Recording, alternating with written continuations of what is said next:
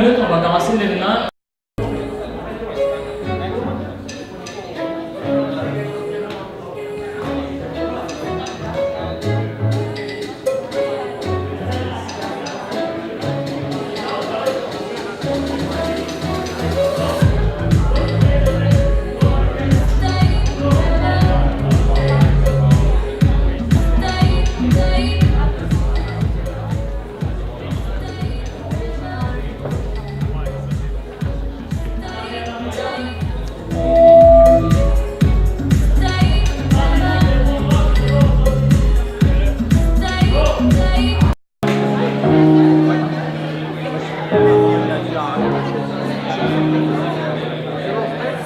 We are starting soon, so don't be too far. Je vais regarder vraiment beaucoup de vidéos. Non, mais c'est tellement fou, là. Moi, je suis pas dans ce milieu-là, mais ça me fascine tellement, là. Genre,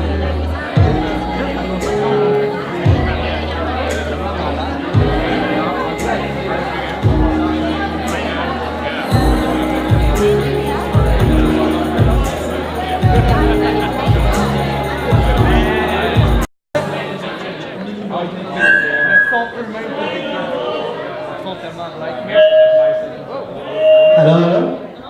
Hello? Ben là, je suis loin, là, quand même. Check. My mic's not on. OK.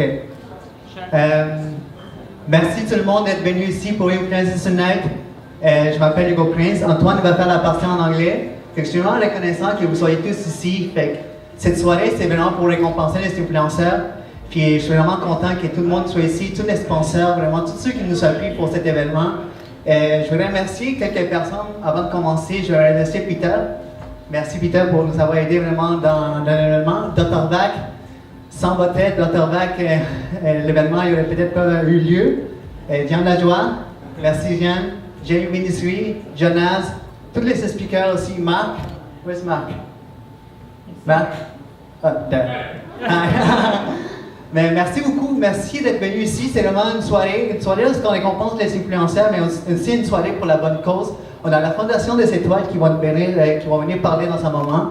Puis j'aimerais remettre la parole à mon partenaire Antoine. Antoine m'a dit un jour, on se textait sur Messenger, il m'a dit pourquoi est-ce qu'on ne ferait pas un événement? Puis l'événement, on l'a fait en un seul mois. Fait que je suis vraiment reconnaissant de l'avoir fait.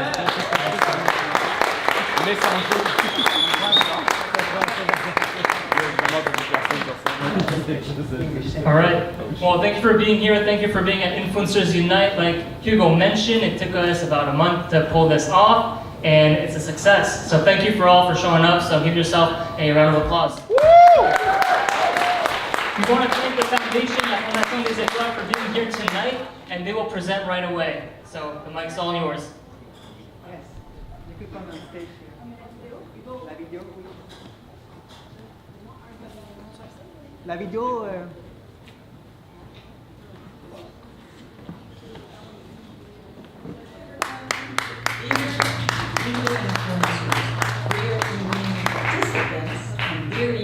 Evening organizers, thank you so much, deeply, thank you for being there tonight, for influencing so many people, and also obviously to support Foundation of Stars.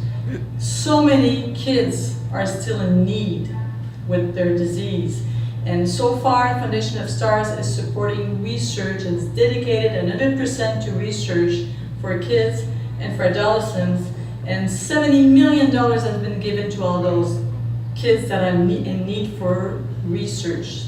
You are part of that tonight. You are giving your time, you are giving your expertise, and we can only thank you so much for what you've been doing. I'm not Alicia and Nathalie. La fondation existe depuis 40 ans déjà, plus de 40 ans, et c'est près de 70 millions qui ont été remis depuis ses tout débuts. La fondation elle est vouée uniquement à la recherche pédiatrique. Je vais essayer de... Bon, c'est bon. Donc, on soutient la recherche évidemment sur les maladies des enfants de la conception jusqu'à l'adolescence. Je vais essayer de parler plus fort. Est-ce que vous m'entendez tous? Oui. Donc, c'est ça, la fondation, c'est au niveau de la recherche, comme je disais. En 2017-2018 seulement, c'est plus d'1 million de dollars qui ont été remis, entre autres pour les 4 grands centres de recherche du Québec. Il y a le CHU à Sherbrooke, il y en a un à Québec, ici à Sainte-Justine et le Montreal Children. Merci beaucoup.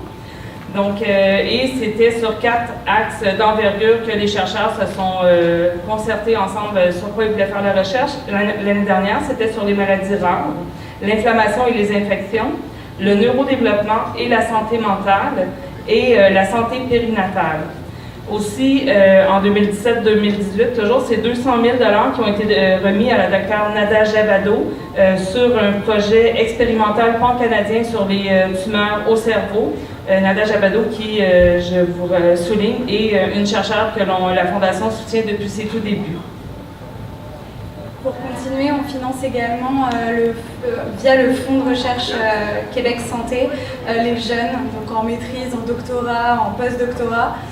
Donc quand la Fondation remet $1, le FRQS remet $1. Donc depuis ses tout débuts, on a remis énormément d'argent aux jeunes chercheurs prometteurs qui ont des projets prometteurs en recherche.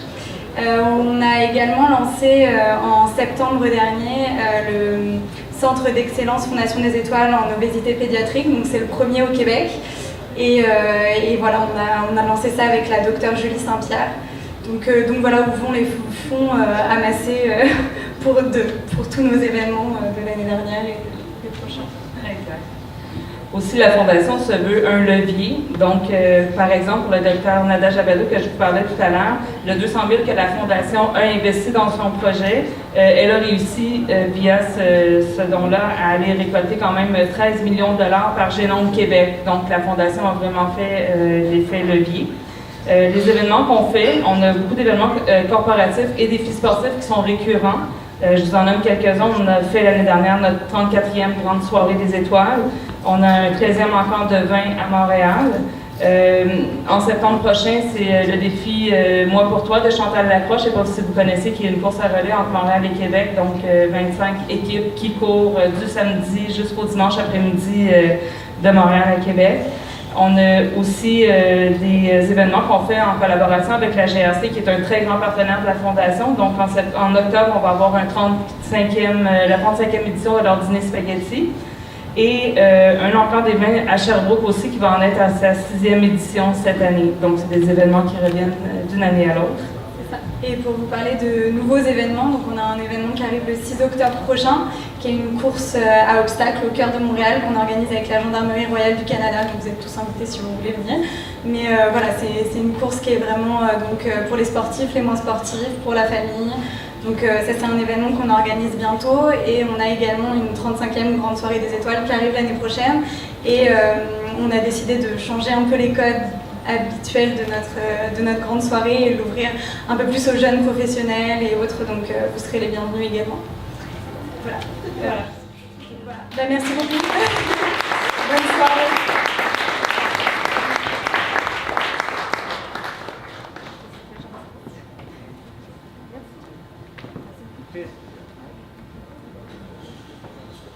Oui, je tiens à souligner que tous les fonds de cet événement, tout l'argent, toutes les tickets qu'on a récoltés vont aller à la Fondation. Fait que vraiment, tout l'argent qu'on a récolté pour cet événement va aller directement à la Fondation des Étoiles. Et c'est vraiment grâce à vous tous ici qui ont donné l'argent pour contribuer. Fait que si vous voulez faire des dons, on a aussi une petite boîte ici pour faire des dons pour la Fondation. Tout l'argent qu'on récolte ce soir va aller à la Fondation des Étoiles. All the money we get for this event will go to the Foundation of Stars. So if you want to collaborate, we have a little box here and you can give money. So maintenant, on va commencer vraiment les sodateurs qui vont venir présenter ici. Fait que je voulais, Antoine, we're going to start all the speeches now. So if you want to sit down, you can sit down in the back or you can stay standing up. So je vais introduire un ami personnel, un influenceur sur Instagram, quelqu'un vraiment qui fait beaucoup de bonnes choses, somebody that's doing great things on Instagram, and I would like to introduce the host for the Rising Influencers, Leon.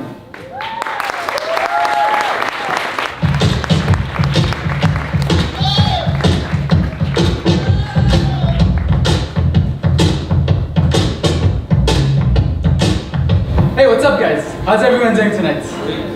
All good? honestly super thrilled to be here tonight in this room full of influencers and rising influencers. But honestly, there's something I need to say, and that's been boiling down my heart and soul. Being an influencer is pretty hard, and I'm sure you guys can agree. I can see some heads back there like, yeah, right. Like every day you're making decisions that will affect your brand and your reputation. Which is why our first guest is going to help you make better day-to-day decisions by taking fear out of your decision-making process.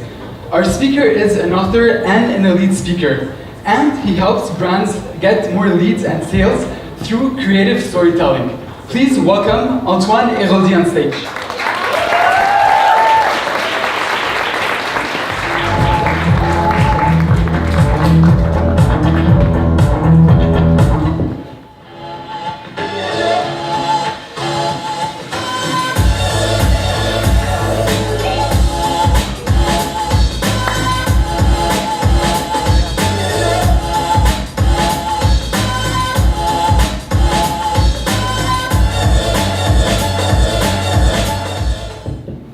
Who here wants to be successful? Oh yeah, everyone, I like it. But who here lets their fears get the best of them?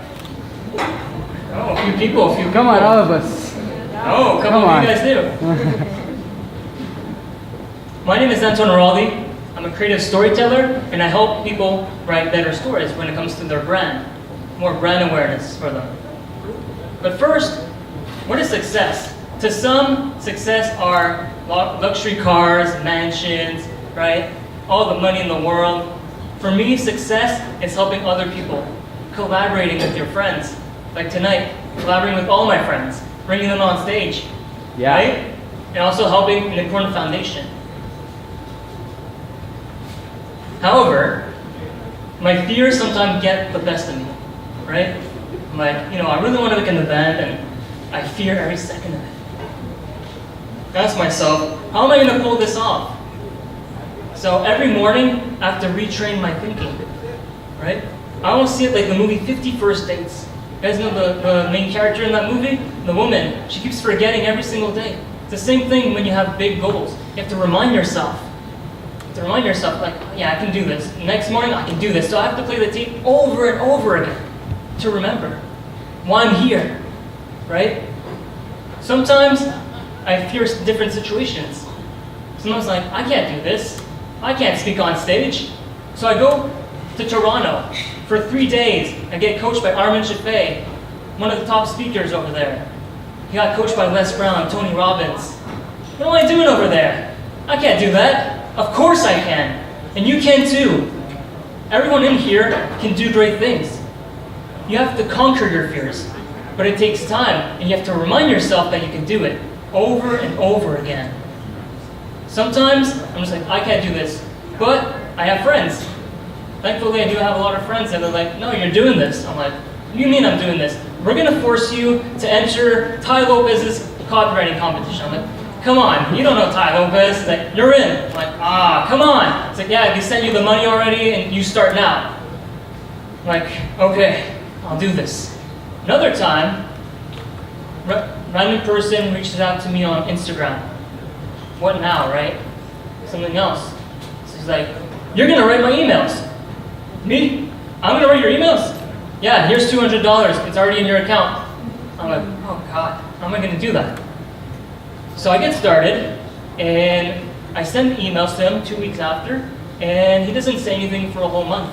The next month, he sends me a message on Facebook. We started adding each other on Facebook. It's serious now. We're serious friends, right? It's no longer just an Instagram chat, right? No longer in the DM section, right? So I'm like, cool, all right. He's like, we need to talk. Let's schedule a call. I'm like, okay, so let's try to schedule this. He's in California, I'm here in Montreal. Time zones aren't the same. I'm like, okay. But I'm stressing, I'm fearing. My fears get to me. How am I gonna do it? What is he gonna say on the call? Right? Get on the call. He says, okay, let's go over the emails. What is there to check? I mean, it's edited, it's been sent, the company has it, everything's good. Like, what's there to chat? He's like, well, I'm gonna tell you how much money you make. I'm like, oh, you can make money with emails. It's like, yep, I'm gonna go through each email, the headline, He starts with the first one, he's like $200, $250, $200. I'm like, okay, small numbers, it's good numbers though. At one point he gets to $800. I'm like, this email made $800? I'm like, which email is it? He says, it's the greatest period in history. I'm like, yeah, that one was the funniest one to write. I'm like, that one's not even true, man. There's so much like fiction in there, creative writing. And I'm like, yeah, I generated $800. And in total, he's like, yeah, you made this company an additional $5,336. I'm like, wow, awesome. I like the sound of that. However, I couldn't have done it without people basically kicking my ass. I couldn't do it without them. How could it be possible? So you need to align yourself, you need to surround yourself with the right people, right? People say that your network is your net worth. And they're not lying because the results speak for themselves. So tonight, it's not about me, it's about knowing if you are ready to become fearless. Get rid of your fears so you can do amazing things. This is your night to take the next level in your career. Thank you so much for having me. Thank you for the foundation for being here tonight. I want to thank Hugo Prince and the whole team for having me on stage. Thank you so much, ladies and gentlemen.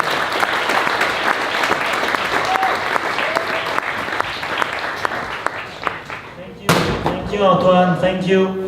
Sorry, my bad. That was my bad. Yes, too happy for that. So the next speaker is really the next story from the next speaker is really going to inspire you to get out there, take action, kick and get kicked, just like Antoine just said. Our next speaker is a digital entrepreneur, and he's your go-to social media guru. The best part is, you won't believe how old he was when he started. Please welcome Charles Hackman.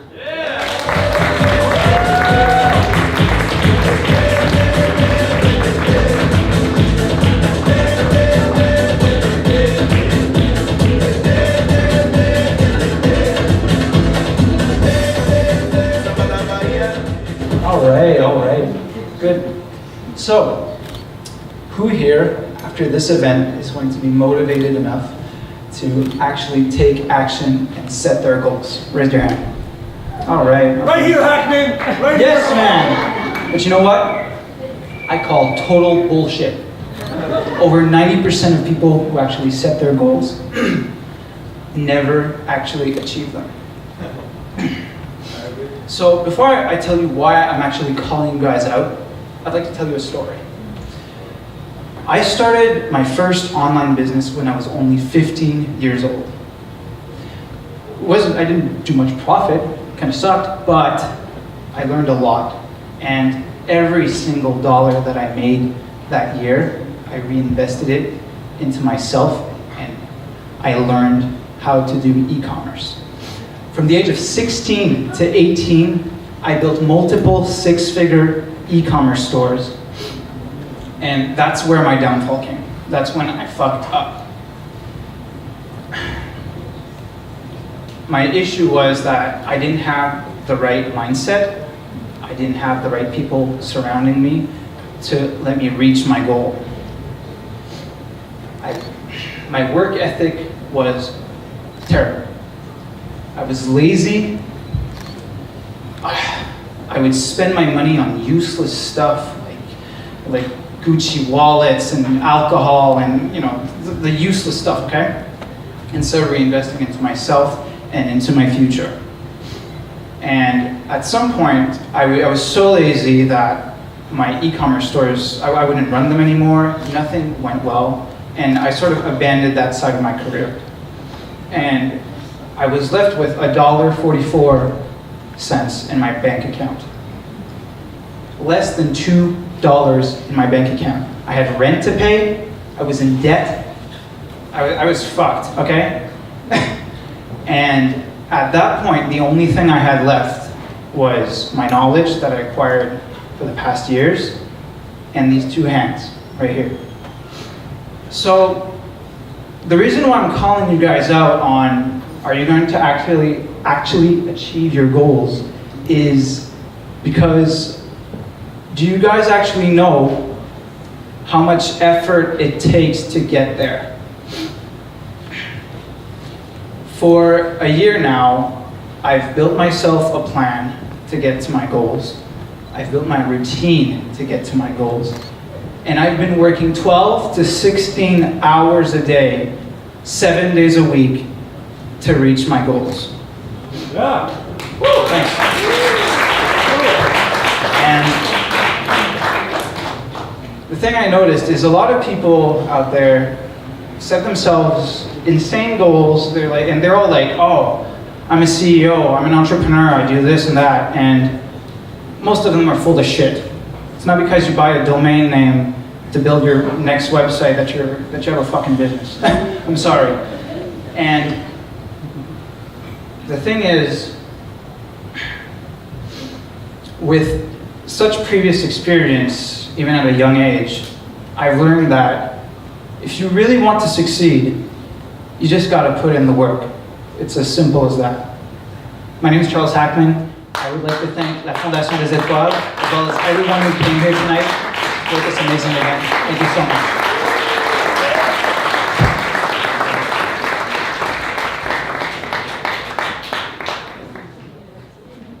Okay.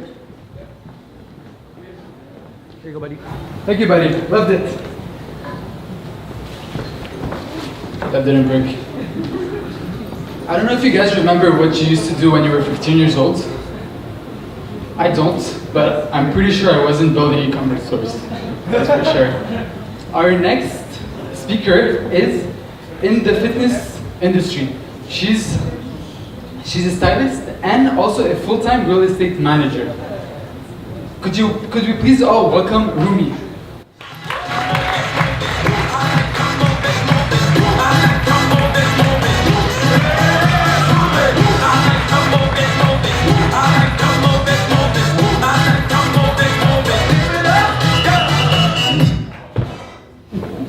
Bonjour à tous et à toutes, je suis vraiment contente d'être parmi vous ce soir et je voulais dire merci à Hugo et Antoine pour l'invitation. Pensez à la dernière fois que quelqu'un vous a fait un compliment. Ça peut être un compliment soit sur la façon que vous êtes habillé, sur vos beaux cheveux, sur votre beau sourire ou bien sur le beau travail que vous avez accompli.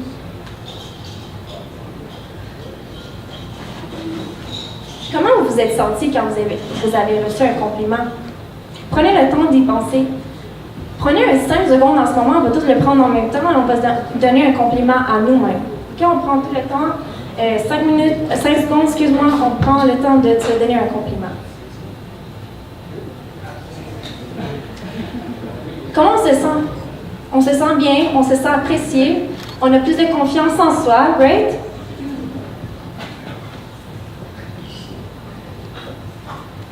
Les compliments sont comme des cadeaux que les gens s'offrent. Tous les compliments qui viennent du cœur, remplis de bonnes intentions, peuvent avoir un impact sur la vie, ou même la journée, la semaine, ou même la vie de quelqu'un. Nous sommes tous des humains, on a tout un travail continu à faire pour devenir meilleur dans le domaine qu'on est. Je vois qu'on est ici beaucoup d'entrepreneurs, donc je voulais voir avec vous la pyramide des besoins de Maslow. Ça m'a beaucoup parlé et je voulais vraiment voir avec vous, dès le bas de la pyramide, les besoins qui sont ici. Donc, le premier besoin, c'est le besoin physiologique, right? Qui veut dire, c'est manger, boire, respirer, on a tous besoin de ça. Puis, les gens plus pauvres, ils ont vraiment la difficulté à avoir à manger, right? Donc, c'est vraiment plus difficile pour eux, ce besoin, d'avoir cela. Après ça, on va au prochain point qui est la sécurité. On veut tous se sentir sécure dans notre logement, on veut tous se sentir sécure dans nos finances, dans nos revenus, on veut tous se sentir... on veut tous se sentir... avoir la sécurité contre la violence, la délinquance, avoir la sécurité morale, la sécurité médicale et la stabilité familiale. Le troisième point, c'est le besoin d'appartenance. Les besoins d'appartenance correspondent aux besoins d'amour et de relations de personnes. On a tous besoin d'être aimés, avoir des amis, faire partie d'un groupe, se sentir accepté. Le quatrième point, il faut faire attention à cela. Okay? C'est vraiment un point plus intéressant. Ça devient plus intéressant ici. Le quatrième point, c'est les besoins d'estime qui correspondent aux besoins de considération, de réputation, de reconnaissance, de gloire. Et c'est aussi le besoin de respect de soi-même et de confiance en soi. C'est à partir de ce niveau qu'on commence à se différencier des animaux. Car eux, ils ne recherchent pas à être importants aux yeux des autres. C'est là qu'on voit que les humains en cherchent à être approuvés par nos semblables et avoir une bonne importance à leurs yeux. Pour continuer, on est rendu au top de la pyramide, donc je vais vous demander à tous de dire ensemble le dernier point de la pyramide, qui est accomplissement personnel. Right. Ce besoin met en avant notre désir de construire, d'innover, de créer, de nous différencier. On cherche souvent à réussir ce que l'on entreprend pour pouvoir se sentir important et pour obtenir la reconnaissance aux yeux des autres. Ce besoin d'accomplissement est d'ailleurs également absent chez les animaux. Vous l'avez donc certainement déjà compris que les deux derniers besoins que l'on partage pas avec les animaux sont en fait à l'origine de cette volonté de recevoir des compliments. Quoi de plus appréciable que de recevoir l'approbation d'une personne sur ce que nous entreprenons ou sur ce que nous avons entrepris? Il ne faut jamais négliger le pouvoir qui réside dans le fait de donner son approbation. Les gens, qu'ils soient politiciens, stars de télévision, entrepreneurs, mannequins, quoi que ce soit, n'importe quel domaine, ils demanderaient toujours à ce que l'on apprécie ce qu'ils font à condition que cela soit sincère et bien du cœur. Ici, je voulais juste faire une petite parenthèse. Il faut vraiment faire attention au type de flatterie qu'on donne. Right? Il faut faire attention à ça parce que, par exemple, si on complimente une personne sur le fait qu'elle soit grande, comme moi, ce n'est pas du tout un compliment. Mais si ça peut être un aspect positif de son apparence, la personne n'a pas eu aucun mérite dans cela. Donc, pourrait-elle vous répondre « Ah, merci, j'ai tellement travaillé fort pour ça. » Non. En revanche, féliciter quelqu'un pour ses études, pour un travail bien fait, sur son ensemble vestimentaire ou toute autre réalisation, cela va mettre en valeur le mérite de la personne en question.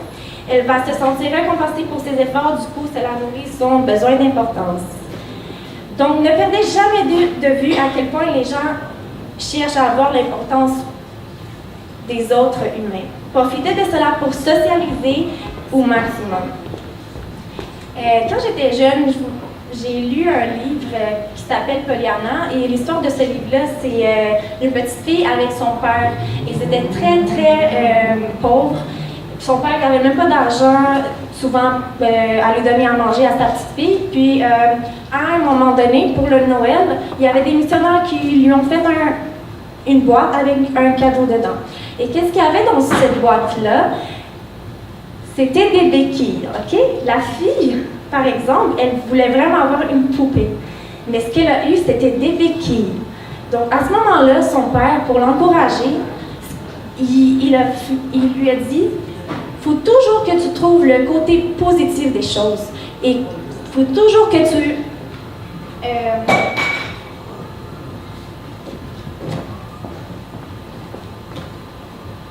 Excusez-moi. C'est la première fois que je parle en public, donc c'est un peu...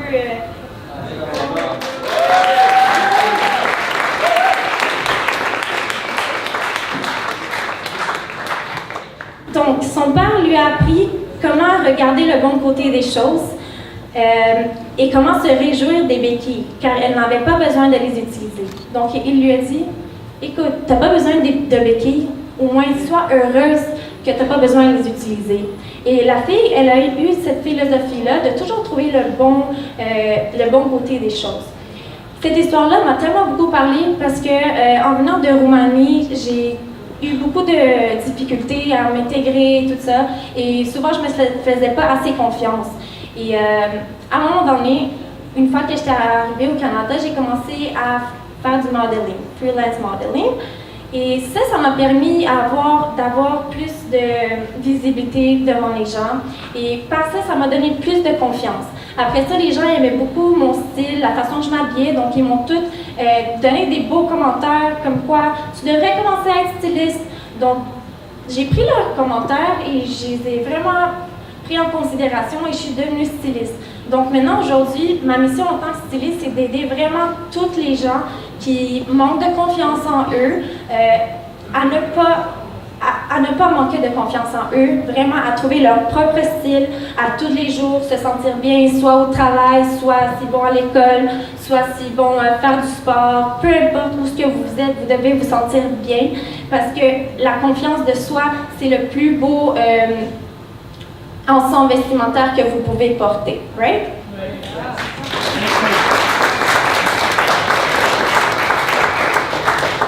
Et je voulais juste vraiment vous faire un petit résumé sur ma vie. En fait, j'ai 22 ans. Je ne suis pas juste styliste de mode. J'ai commencé à 19 ans comme gestionnaire d'immeuble. 8 mois plus tard, on m'a donné une promotion comme gestionnaire d'immeuble. Excuse-moi, j'ai commencé à 19 ans comme agente de location. Je faisais juste louer des appartements. Et après ça, 8 mois plus tard, j'ai eu la promotion. Puis ça m'a donné encore plus de confiance en moi parce que les gens autour de moi me disaient « t'es capable, t'es capable ». Je me le disais moi-même, je suis capable. Et comme vous tous ici, vous êtes toutes capables et vous êtes toutes bons dans quelque chose. Donc, il ne faut jamais oublier cela. Et vraiment, juste pour finir, je voulais finir avec un quote de Pharrell Williams. Vous le connaissez tous, right? Fashion has to reflect who you are, what you feel at the moment, and where you're going. It doesn't have to be bright, doesn't have to be loud, just has to be you. Donc, soyez vous-même avec confiance.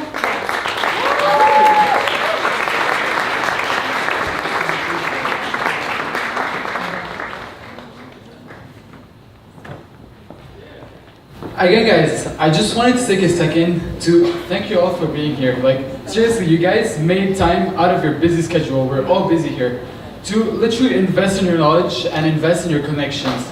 So, honestly, thank you, everyone. I think we all deserve a round of applause. You're great.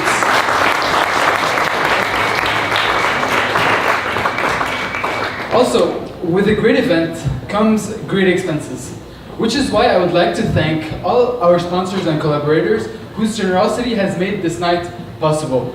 I would like to thank Pratt & Whitney, My Job, My Passion, Consultation Environvert, Kinelite GSU Solutions, and Golden Age Mobile Spa.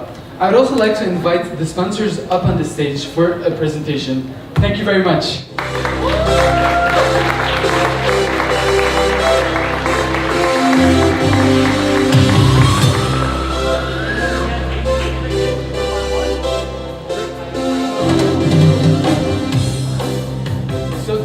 Do we have the representative for Pratt & Whitney here in the room?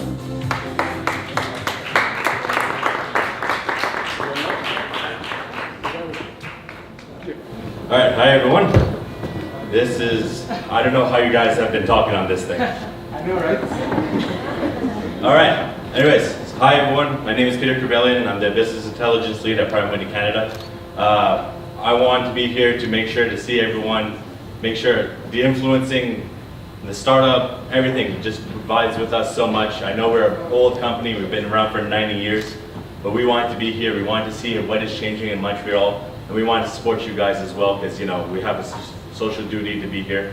And I love everything so far, keep it up, and thank you for us being around.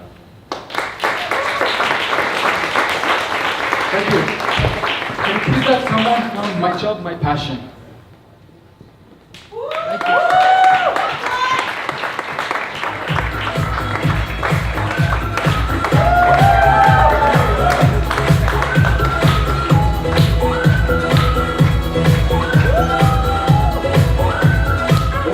Je suis Sergi Head, coach emploi et fondateur de My Job, My Passion. Alors ma mission dans My Job, My Passion, c'est vraiment de vous donner des outils et des stratégies qui vous permettent de trouver un emploi. Mais je ne m'arrête pas là, je travaille avec vous sur une méthode de retour sur vous-même qui vous permet vraiment de connecter avec votre être profond et de pouvoir identifier votre passion, de pouvoir connecter avec votre passion. J'estime que nous ne sommes pas nés juste pour travailler et payer des factures, nous sommes nés pour faire ce pourquoi nous sommes passionnés.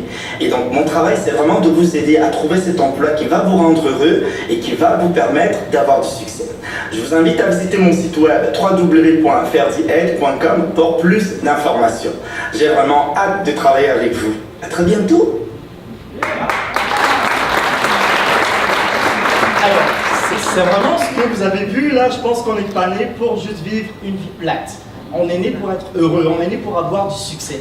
Et avoir du succès, ça passe vraiment par connecter avec sa passion, savoir qui on est véritablement. Et la meilleure façon de savoir qui vous êtes véritablement, c'est vraiment de connecter avec votre potentiel. Vous êtes né pour briller, vous êtes né pour être heureux. Et mon objectif dans My Job, My Passion, c'est vraiment de vous donner des outils et des stratégies pour pas seulement trouver un emploi, mais connecter également avec votre passion. J'ai été à un emploi où j'étais pas du tout heureux. Je faisais cet emploi juste pour payer mes factures. Et chaque fois quand je rentrais chez moi, j'étais comme « Oh my God !» Oh my God, oh my God. Je me suis dit non, I have to stop. Je dois arrêter ça, ok. Je suis né pour plus, ok. Je suis pas juste né pour le 9 à 5, ok. Aller tout le temps au travail. J'ai quelque chose en moi, ok. Et j'ai envie de transmettre cette passion aux autres. À un moment, j'ai dit stop. Je suis passé à un autre niveau. J'ai créé ma business et je me suis dit maintenant, je vais utiliser les difficultés et les expériences que j'ai vécues par le passé pour impacter les gens, pour servir le monde et pour aider les gens à connecter avec leur passion. J'estime que la passion vous permet vraiment d'avoir du succès et de pouvoir vivre votre vie et non la vie que la société vous impose. Donc voilà, je vous invite à connecter avec moi sur mon site www.ferdiaide.com et à très bientôt. Merci.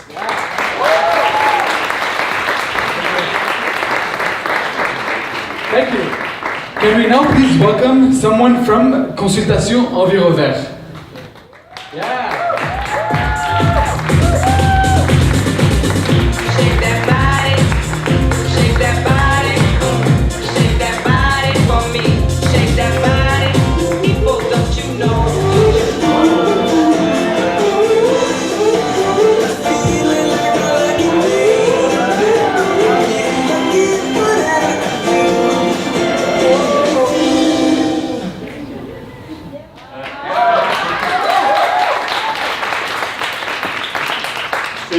Vidéos-là qui sont devenues un peu virales sur Facebook et LinkedIn de gens qui dansent, des clients que j'ai aidé à faire sauver des sous sur leur collecte de déchets. Moi, je ne suis pas vraiment dans le développement personnel, dans la motivation pour vous aider dans vos achievements. Moi, j'aide les gens à sauver des sous sur leur service de collecte de déchets parce que j'ai travaillé pendant 8 ans chez RCI Environnement. Puis je ne veux pas rien leur enlever.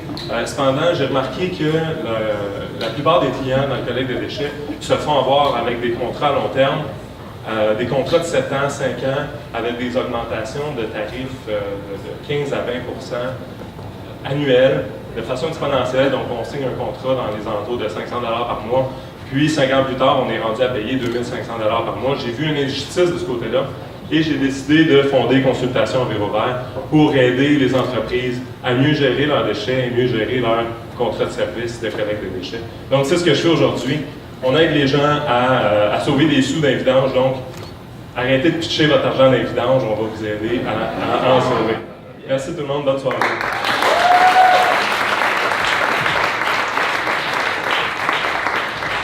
Thank you.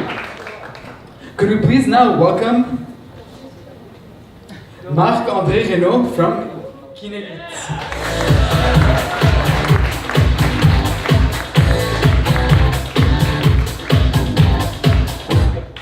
Bonjour tout le monde, ça va bien? Oui! Yes! En fait, je me présente, Marc-André Reynaud. Nous, ce qu'on fait, c'est très très simple. On change des vies. On vous permet d'être meilleur dans tout. C'est facile, si c'est entendu comme ça. En fait, ce qu'on fait, c'est on est une équipe de kinésiologues et de nutritionnistes qui travaillons avec vous pour vous aider à performer au niveau de l'activité physique, au niveau de votre corps. Parce qu'on le sait en tant qu'entrepreneur, on veut tous être le meilleur, on veut tous être au top. Il n'y a personne ici que si je lui demande veux-tu être premier, il me répondra non. C'est sûr que non. Donc maintenant, ce qu'on fait, nous, on travaille avec la partie la plus essentielle de vous. C'est votre machine pour pouvoir continuer à avancer tous les jours. Donc, Marc-André Reynaud de Kinelit, si vous voulez changer votre corps, changer votre vie, ben, c'est avec nous. Merci. Thank you. Can you please have James Suffin from GSU Solutions up?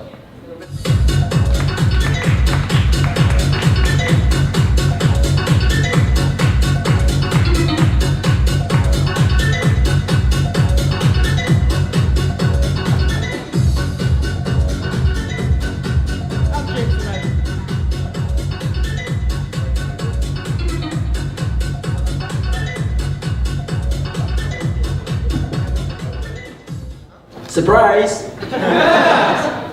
I'm James tonight. Actually, James and I are good friends, and about 2 months ago, we organized the same kind of event without any preparation, within 3 weeks? And we have inspired other people to do the same thing. So James asked me, he couldn't be here tonight, to take the mic and thank every one of you, but especially Hugo and Antoine, to have pulled it up. And we didn't know that throwing an event and trying to do the good thing will inspire other people to do the same thing that fast and soon. So guys, thank you, and please, a good round of applause. So again, I'm James.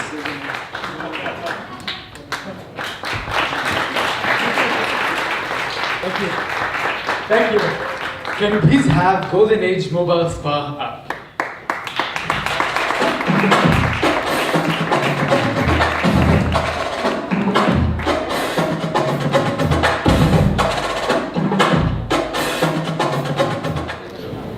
Hi, my name is Stephanie Slade. I'm the owner of Golden Age Mobile Spa, and I own 2 hand and foot care clinics in the West Island. We specialize in medical foot care for anybody over 55 in hospitals, palliative care units, residences, and we also work with CLSC. We're doing a gift basket worth $100.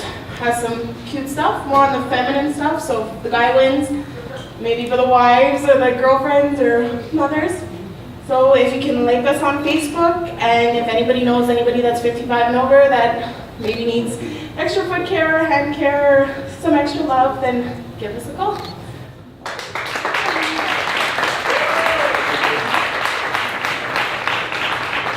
And finally, Madame Karine from 6 à 9.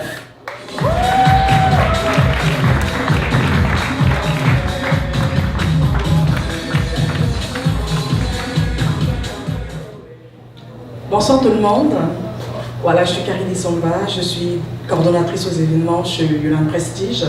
Yulan Prestige, c'est une société spécialisée dans l'organisation d'événements corporatifs et privés. Nous avons pour vocation de répondre de manière exclusive au moindre désir de nos clients. Notre devise, c'est de faire de vos événements une exception. Je suis contente d'être invitée ici par Hugo. J'ai aidé un peu à la décoration de la salle. Voilà, nous avons des événements aussi que nous coordonnons. Les 6 à 9 des entrepreneurs, c'est une plateforme qu'on a conçue pour permettre aux jeunes entrepreneurs de faire la promotion de leurs produits et services. Nous sommes rendus bientôt à la 4e édition qui aura lieu au mois d'octobre. Donc si vous êtes des entrepreneurs, vous souhaitez parler de vous, vous faire connaître, c'est la plateforme dédiée à cela. Dans notre page Facebook, c'est Yulan Prestige. Le groupe, c'est les 6 à 9 des entrepreneurs. Également, le 8 septembre prochain, nous avons un événement, la soirée cinéma. Venez découvrir ces concepts. Merci beaucoup.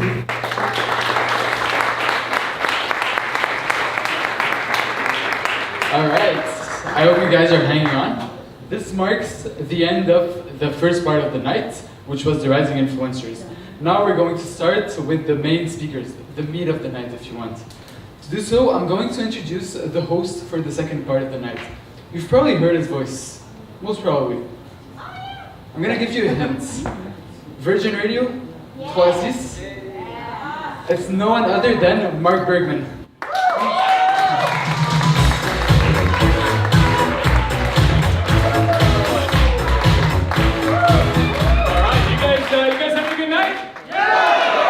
Get the energy back in the room and get this show on the road. By the way, thanks to these guys, Antoine and Hugo. These guys are doing an amazing job so far. At 15 minutes.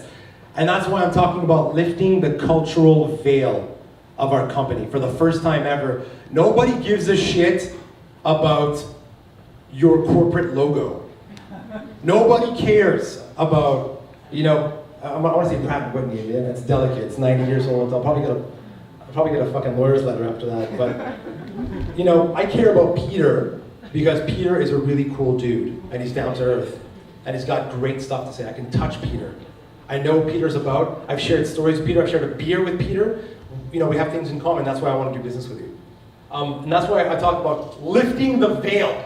How do you unveil, the corporation? And let's look behind the logo. That's what I mean. I talked about also brand cross-pollination. Brand cross-pollination. Because I like Peter so much, I'm going to love Pratt & Whitney. Not the other way around. I'm not going to see a Viagra commercial and love Pfizer. I don't give a shit about Pfizer. I may really love the pharma rep who sells them to me. I don't take Viagra. But I may love the pharma rep, and through brand cross-pollination, I'm going to like Pfizer. Hit me up. So this is why. Every time you give somebody a thumb, every time you like a post, or you give it a heart, or whatever the hell you do on social media. Everything except for Tinder, I don't know what happens there. Every time you give something a thumb, it means something. There's something behind that. And this is what this is all about. People want to know about you. They want to do business with you. And a lot of you may have seen my post about the homegrown Eugenie Bouchard, who was serving at the Rogers Cup, and I saw it and I made a post about it. And I talked about the SERVE principle and how that, hit me up.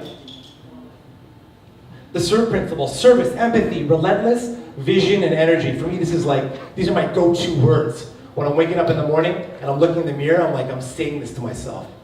Like I'm a psycho. I'm just saying it to myself. My wife thinks I'm crazy, but it feels so good. I'm like, today I'm gonna serve, I'm gonna serve, I'm gonna serve. And these are the words, okay? And empathy for me is huge. I'm gonna get into that. Let's keep rolling, because I know that eventually you guys are gonna cut me off. So let's keep going. So let's take an oath. So repeat after me. If you can't believe and you can't do this shit, then you should not want to be a leader. And it's okay not to be a leader. You don't have to be a leader. Not everybody's born to be a leader. But if you're gonna be a leader, play the fucking part. You know what I mean? Don't just hashtag leadership and then, pop bottles all night. Just like Charles said, he stopped spending his money on that. So repeat after me. I shall be true to my word. I shall educate my audience. I shall entertain my audience.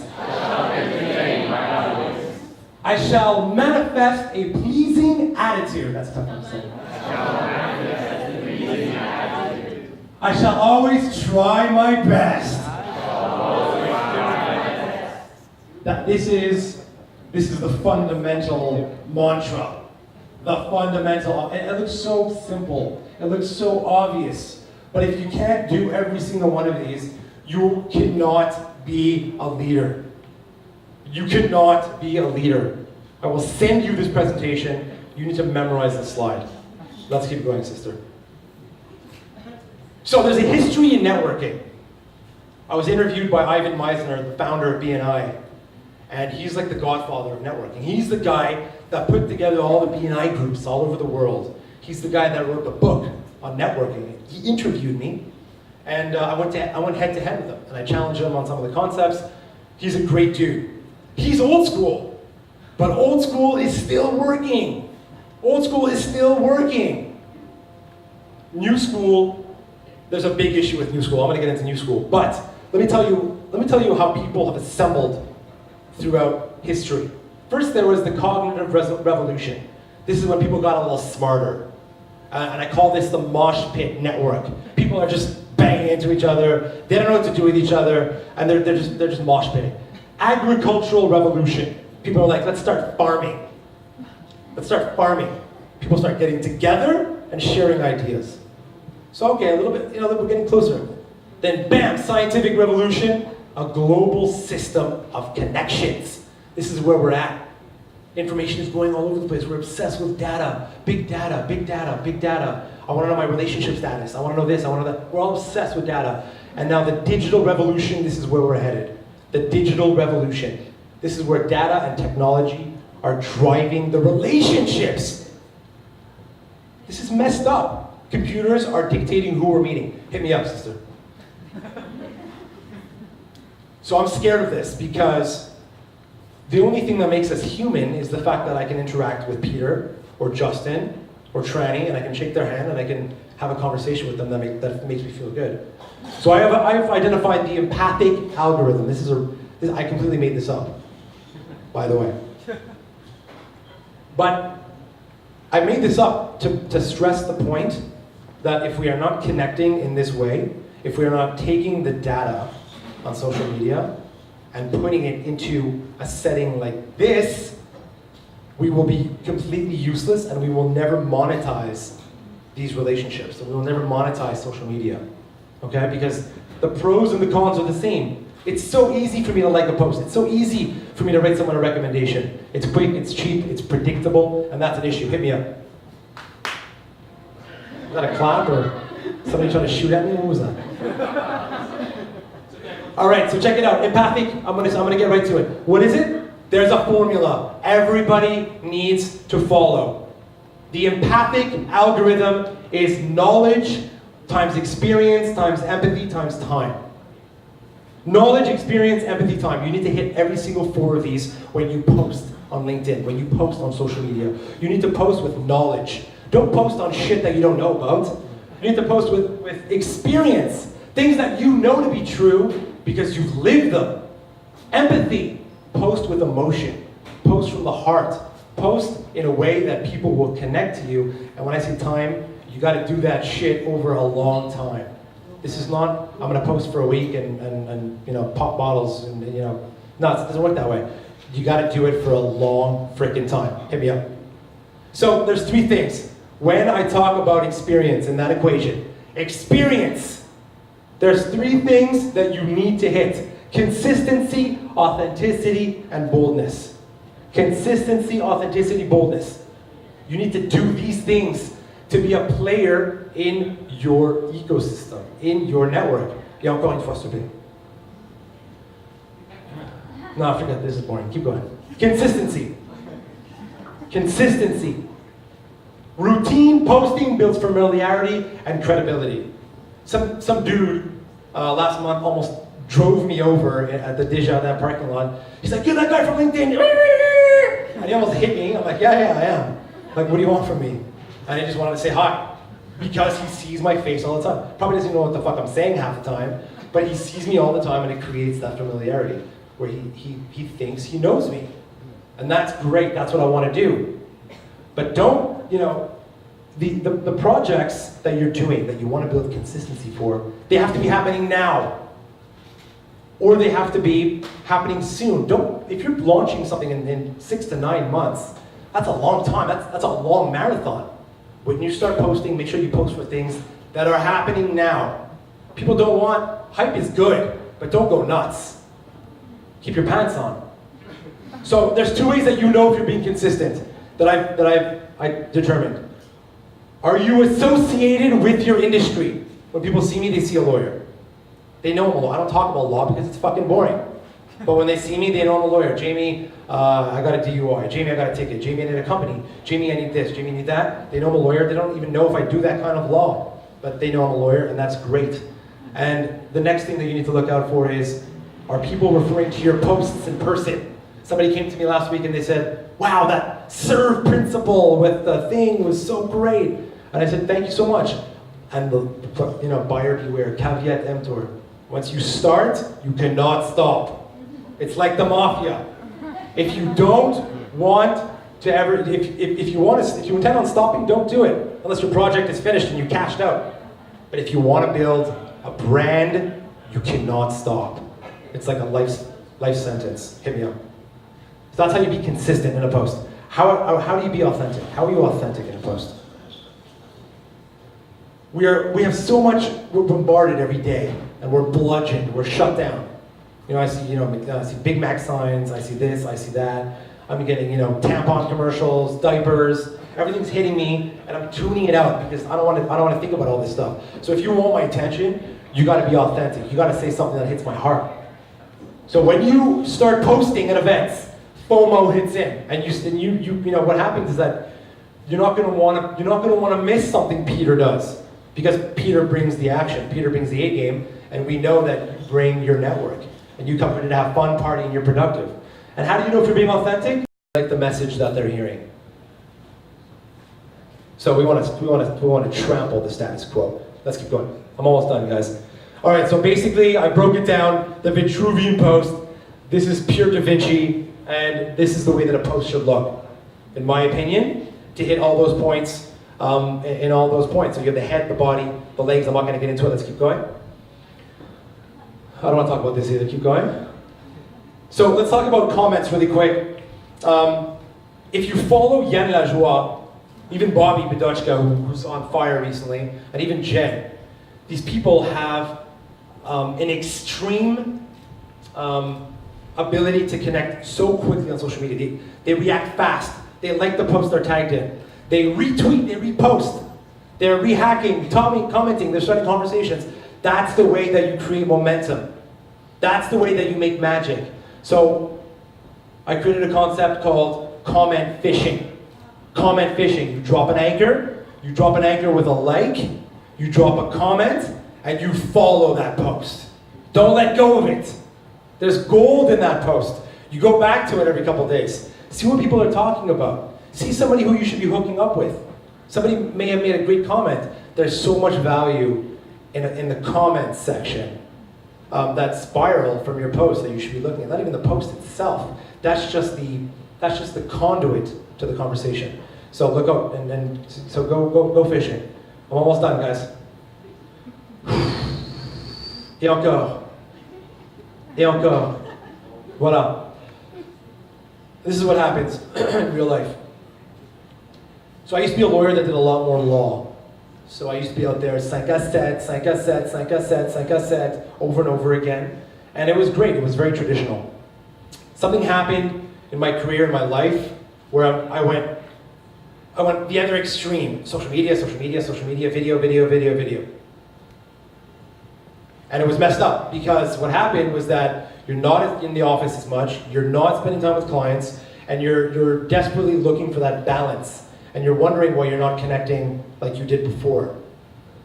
So there's two extremes. Either you're not on social media, or you're completely on social media and not enough in real person. And this is essentially the concept of blue pill and red pill. Just like the Matrix, you have a decision to make. If you take the blue pill, you're stuck in social media la la land, which is great. I mean, I'm there too all the time.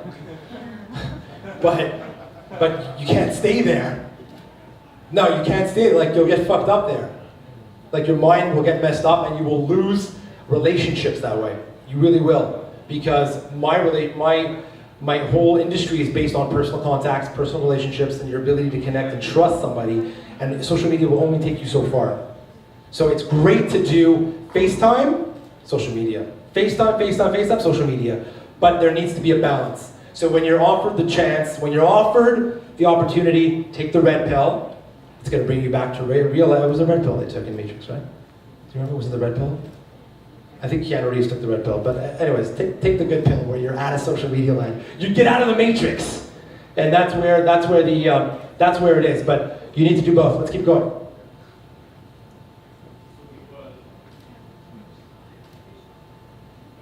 I don't want to talk about that. Connection boomerang, so important. You need to be a connector in your audience. You need to be a connector.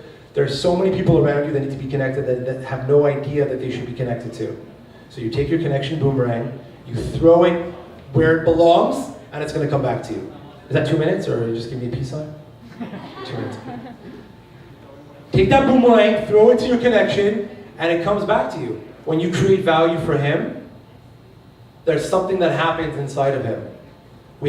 Humans have this deep-seated indebtedness, where when something nice happens to us, when somebody does something nice for us, we feel obligated to return the favor. We feel indebted. This is how we're built. You know, whether we're a gangster or we're a school teacher, we're always going to have that sense of, that guy had my back. or that person substituted my class, you're always going to look for an opportunity. This person becomes your brand ambassador. This person becomes your salesperson. So you need to connect, you need to bring value to your audience without expecting anything in return. So important. So it's the reciprocity principle. People will be indebted to you. On y va, on est presque fini. So where are we going next? Where are we going next? Traditional networking is here to stay. I'm sorry. Sorry, but it's here. It's not going anywhere. I make my biggest deals, I make my best contacts, my best friends, still through handshakes. Kids start socially sometimes or on social media, but you need to offboard it. Social networks amplify our abilities to connect. They amplify our ability to connect. Everybody should be taking pictures here, posting them. Your friends are going to like them, and they're going to feel that they should be with you because you're a guy who's connected. You're a guy who can bring value to them. You're a guy who's fun. You're a guy who's authentic. So social networks amplify who you are. Super important. So use social media to close real business, and the empathic algorithm is where you should be looking to connect on an authentic level. Use your emotions, be vulnerable. That's where the magic is. I'm Jamin Isri, and I have nothing else to say.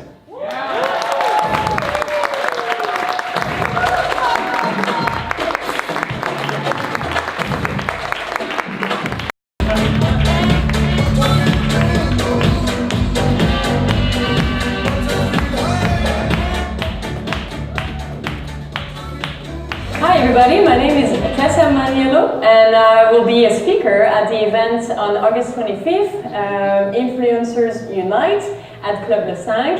It's my pleasure to attend this event and where I will be sharing my entrepreneurial journey into transforming the legal industry in order to help 1 billion people access to justice, access to courts and access to mediation. So if you want to learn about faith at this great event. Thank you so much. I look forward to seeing you. Well, great. Here we are all together. Thank you so much for having me. It's a pleasure to be here. I'm going to do a lot of storytelling as well tonight, so let's cut the chase and let's go back to 1 year ago. 1 year ago, I was in a big turn in my career. My business partner and myself were no longer on the same page. That happens. That happens quite a lot, actually, when you start a startup. Unfortunately, but here's the good thing. What I was going through at the time led me to some incredible changes, incredible adventures, and that's what I want to share with you tonight, if that's okay with you. Are you all excited? Yeah! Do you want to know the story? Yeah! Okay, let's get started. So I was in the middle of this turn and I didn't know which direction to take. So I thought, why don't I take a bus to New York? Why not, right? When you don't know which direction to take, well, let's travel. So let's get out of our comfort zone. Let's travel and let's change perspective. So I took the bus to New York from Montreal. Arriving there, I met with a lawyer that connected me with the heads of all of the bar associations in the world that were meeting in New York at that time of the year, last year, in order to talk about the future of the legal industry. These tremendous challenges in the legal industry, we all know that it's too slow, it's too expensive, it's not user-friendly, and it's not digital. So I thought, okay, let's go there and let's see what those people have to say about it. Do they have a direction to take? So I went there, and I was lucky enough that my contact there brought me to those private roundtables with the heads of bar associations from all over the world. So you know, you have to be bold if you want to get shit done, you know. So you have to go for what you want. No matter what, things gonna happen your way. So I'm sitting there at those private roundtables, and I meet with heads of bar associations from Japan, from Korea, from Argentina, from Germany, and from the States, of course, only to realize they have no clue to the direction to take in order to lead the change in the legal industry. So I'm thinking, well, there's an opportunity here. Nobody knows what change is going to happen, but everybody knows we need to change. So I started a website called Legal Creatives. My website was not finished at the time, and I started talking about my new brand. It was all new. It was not finished. The website was just one page, And I didn't even know exactly what kind of startup I will be building, but I knew I needed to continue. And there was an opportunity. So they were very interested and they said, well, keep going and let us know how it goes. Ladies and gentlemen, this entrepreneurial journey takes you to do some crazy stuff at times. And you have to do those crazy stuff because when you work for a good cause, which is the cause that is called to you, then you are unstoppable. So this is what happened last year, and I didn't know this was the beginning of an incredible journey. Let me share 3 tips with you and 3 stories so you can learn from my journey, and hopefully this can help you as well transform your industry and your communities and cities and countries as well. First tip I want to share, very important. Don't aim to be the best. Just be different, just be yourself. Last January, I was studying to become a lawyer here at the Bar Association of Quebec, and I was overwhelmed. I was pursuing 2 careers at the same time. I was pursuing the traditional legal career and at the same time an innovative legal career. And I've been doing that for 3 years, taking all of the courses at the university to learn about Canadian law, because as you can hear from my English-French accent, I'm from France. So it took me 3 years to pursue those 2 tracks, and I just couldn't do it anymore. I was exhausted, tired, I had no energy, and I was feeling almost like schizophrenic, you know. How can one be traditional and innovative at the same time? So I decided, you know what, maybe I need to just be myself. I don't really relate to the traditional field. I relate more to creativity and innovation. So instead of being like other people and being a lawyer, why don't I do something that is more related to who I am?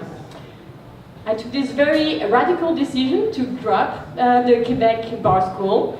Everybody was kind of thinking, Tessa, you've been working for 3 years for that. I said, yeah, but I want to go instead in the States and learn about creativity and innovation. So I took another bus to Toronto and then to Buffalo in the States to learn about creativity. Creativity and innovation. There I met amazing people. I totally related to them and to their personal and professional journey. And I was so amazed to see all of the support they gave me and the help they gave me in order for me to pursue this quite unusual journey. So this is my first tip. It's my first tip. If you want to change the world, if you want to influence the world, don't try to be like the world, just be yourself and make a difference. My second tip now, you have to invest in yourself. There was someone, Charles, who mentioned about stop spending on material things. So last year, when I was in this kind of crisis and transition, I decided to become minimalist. Minimalist is you have as few things as possible, so you can focus your mind and your energy on what really matters. That means I became so minimalist I didn't even have an apartment anymore because I was living with my business partner at the time and we kind of broke up, so I had no apartment. So I said, okay, finding a new apartment is really not my priority. My priority is to focus on myself and on my business. So I just went around the city to different places, renting rooms and apartments in a nomadic way in my own city, but that allowed me to really focus on my business and to focus on my priorities. And because of that, I was approached by the Web Summit, which is the biggest tech conference in the world. They approached me 1 year ago, exactly at this time actually, in August, and they asked me if they wanted legal creatives to be featured, if I wanted to be featured. I said, of course I want to be featured, so I applied and I had an interview, and this Web Summit selected our startup, which they consider as very promising for the impact for growth and for the potential for growth and potential for impact as well. So here we go, me and my team, we go to Lisbon in Portugal in order to present the legal creatives. And going back to the tip I gave you, which is to invest in yourself and to stop spending on material things, the reason why we got so much success in this 1 month's time is because there was so much work done before.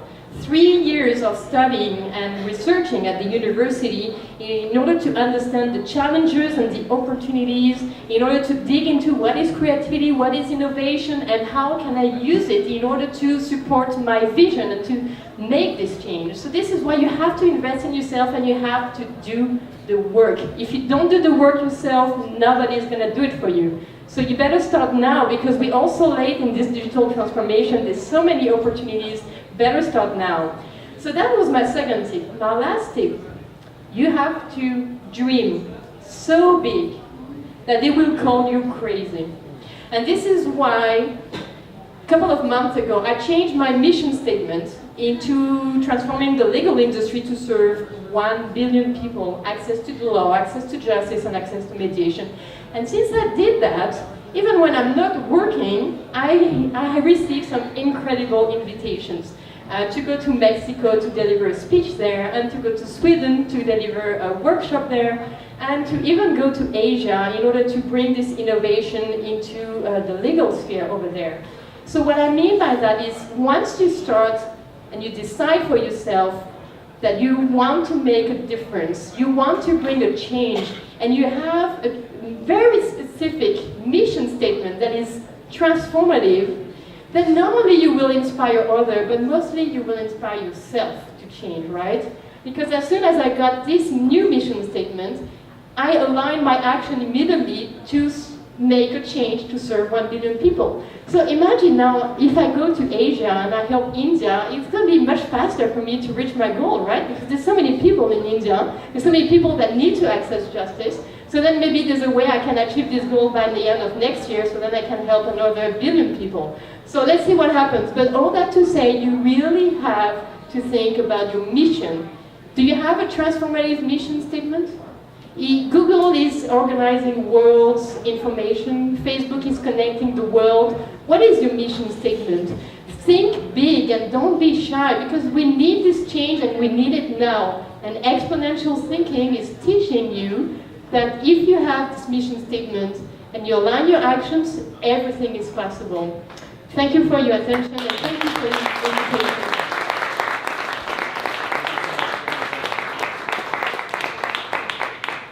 All right, let's keep this moving. We're going to switch gears. We're going to switch languages. This guy inspires. He's outspoken. He's committed.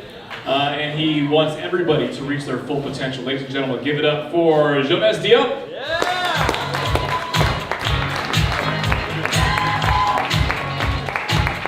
Beaucoup mieux d'ici 10 minutes, je vous assure. Donc, je me présente. Jonas Diop, conférencier international, stratège en succès, formateur en entrepreneuriat et accessoirement fils, oncle et frère. Right? Great. Mais avant de vous dire tout ça, j'ai des entrepreneurs à multiplier leurs revenus. J'ai des gens à atteindre leur potentiel au maximum. Mais ça n'a pas été toujours comme ça. On vous a beaucoup parlé d'histoires inspirantes, mais on ne vous a jamais parlé du secret pour réussir. Ici, à main levée, qui veut le secret pour réussir? Qui veut le secret pour réussir? Je vais vous le donner de suite. Je vais vous parler de ma vie. Et pourquoi j'aime parler de cette vie? Parce que ce qui vous arrive dans votre vie, c'est ce qui vous forge. Right? Donc, comme vous le voyez, je suis français, je viens de la banlieue parisienne, je suis le benjamin d'une famille de 4 enfants, famille monoparentale. Il n'y avait que maman. Et quand je suis né, ma mère perdait ses commerces. Je suis né au plus mauvais moment. Elle ne m'attendait pas. Right? Et c'est justement pour ça que je suis un cadeau du ciel. Donc, quand je suis né, elle perdait son commerce, tout allait mal. Elle s'est séparée de mon père et je suis né dans un environnement très stressant. Résultat, j'étais malade tout le temps. À l'âge de 4 ans, j'ai fait une crise d'asthme tellement forte que les services sociaux sont allés chez moi. Et ils sont allés chez moi au mauvais moment quand ma mère était en semi-dépression. Résultat, ils ont décidé de me retirer de ma famille. Et pendant 3 ans, j'étais sans ma famille, j'étais placé dans un foyer où il y avait d'autres enfants. À 7 ans, je reviens dans une famille qu'on dit dysfonctionnelle. J'adore ce mot, hein, dysfonctionnel. Ma famille n'a jamais été dysfonctionnelle, ma famille a toujours été surfonctionnelle. Même quand les choses ne vont pas, ça va. Je viens et je m'en rappelle, on était dans un 9 mètres carrés, on habitait à 4. Right? Et ça, c'était le bon temps. Parce que quand vous êtes dans des situations critiques, c'est ce qui vous rapproche de votre famille. Ensuite, on a emménagé. Et qu'est-ce qui s'est passé? C'est que mon grand frère, l'aîné, Ibra, avec qui j'avais 12 ans d'écart, a eu un problème avec l'alcoolisme. Et il était devenu très violent.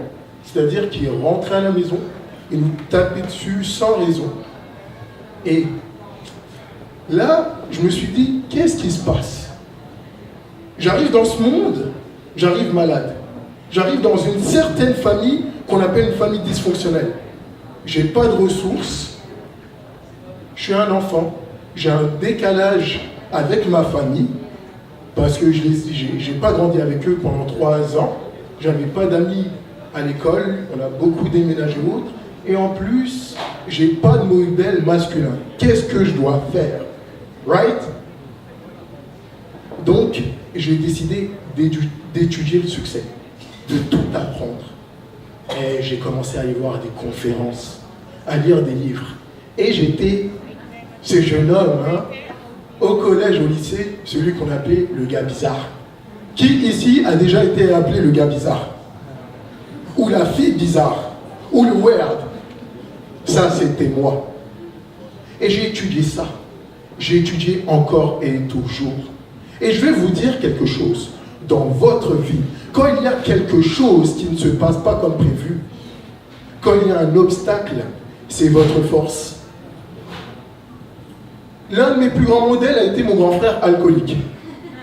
Pourquoi? Parce que j'ai toujours détesté ce qu'il était devenu. Et j'ai tout fait pour ne pas devenir comme lui. Jamais pris de drogue. Ah, t'es poche? Ah, tu fumes pas un joint? Non, oui, je suis poche. Rassure-toi, je suis poche. Ah, tu bois pas d'alcool? Ah, mais il y a un problème? Oui, je suis poche. Je veux rester poche. Right? Et à l'âge de 19 ans, alors que j'étais à l'université, j'ai fondé ma première société. Ma société dans les bijoux. Et je vais vous parler avant de ma carrière entrepreneuriale, avant cette première entreprise. Ma première entreprise, je l'ai fondée, j'avais 4 ans. J'avais 4 ans. Hey, tu viens, tu vas directement dans la cour de récréation, tout le monde a des Kinder Surprise. Tout le monde a des Mars. Tout le monde a des lions. Tout le monde a du Capri Sun, sauf toi. Comment?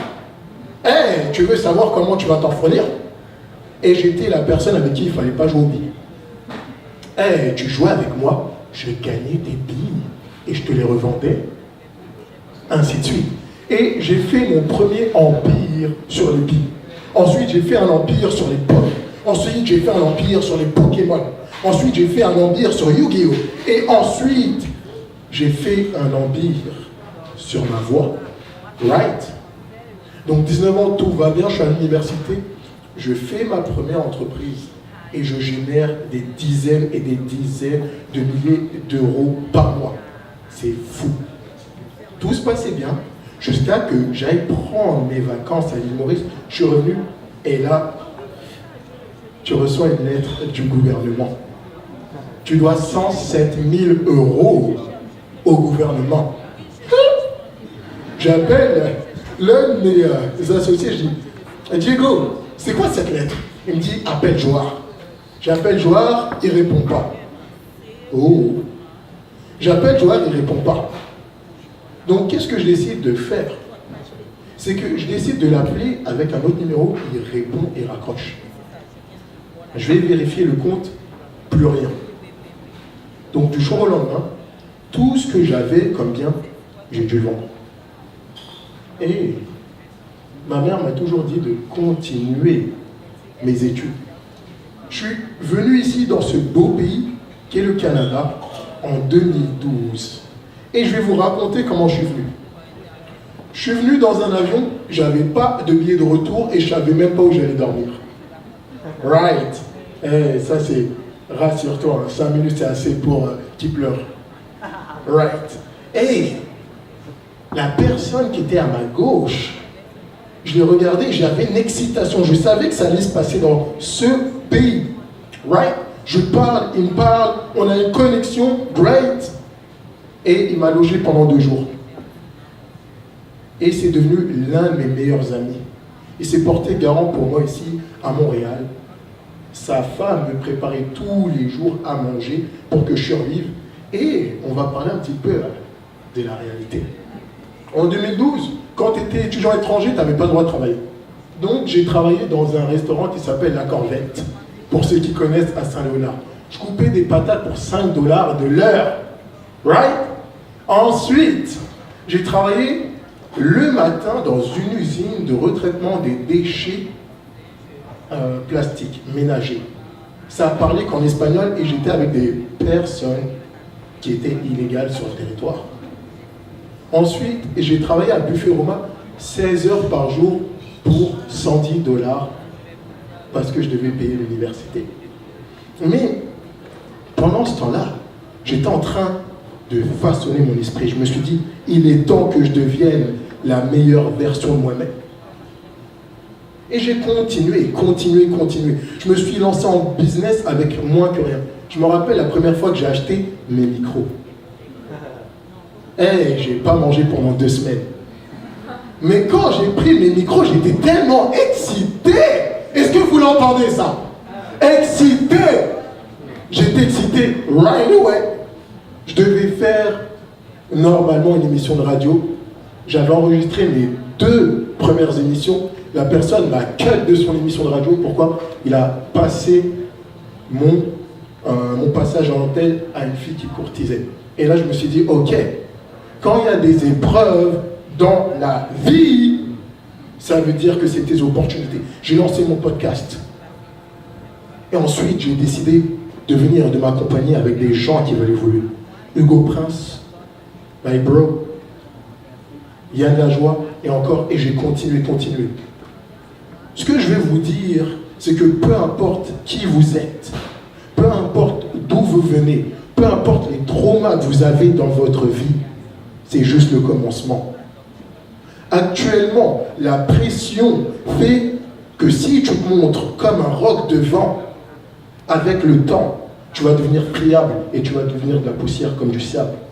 Mais uniquement les diamants se façonnent sous une autre pression. Uniquement les diamants. Et là, vous êtes des diamants purs. Mais je dois vous le dire, il est temps que vous appreniez à faire de la souffrance votre force. Il est temps qu'on vous cut pour vous faire rayonner. C'est Jonas Diop, votre stratège en succès. Et on se voit très vite.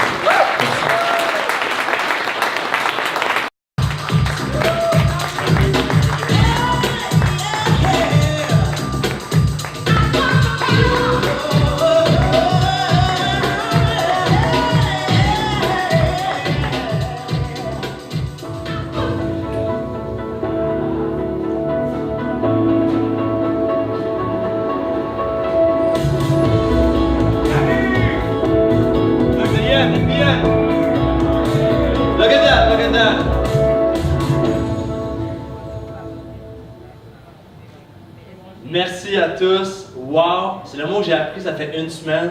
Wow! Pourquoi? Vous êtes tous wow. Puis ce soir, je me sens wow. J'ai même un bracelet pour le prouver. Je suis wow. C'est comment jusqu'à date? Les conférenciers sont comment jusqu'à date? Pour un mot. Jamie Benezui. Wow. Jonas. Wow. Jonas, ça mérite 2. Il double le wow. Hey, come on!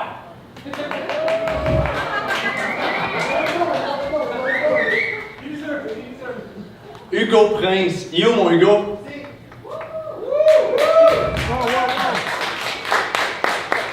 Hugo Prince, je je l'ai forcé de sortir sa carte de crédit. J'ai passé 1000 $ sur mon Square. Je l'ai obligé de venir faire du coaching de groupe. Hugo était sur stage, en train de présenter. En moins de 2 semaines, je l'ai traité de fou. J'ai dit, inquiète-toi pas, je suis là. Regardez tous les speakers qui sont là. Regardez tous les gens qui sont là. Hugo, wow!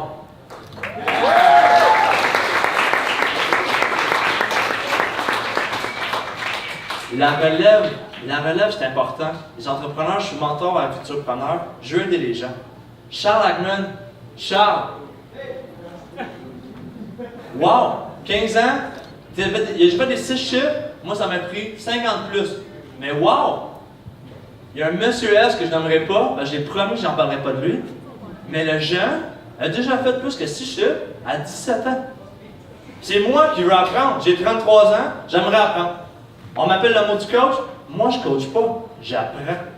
J'ai des gens que je regarde. Jean-François, wow! Jean-François, j'ai rencontré sur LinkedIn.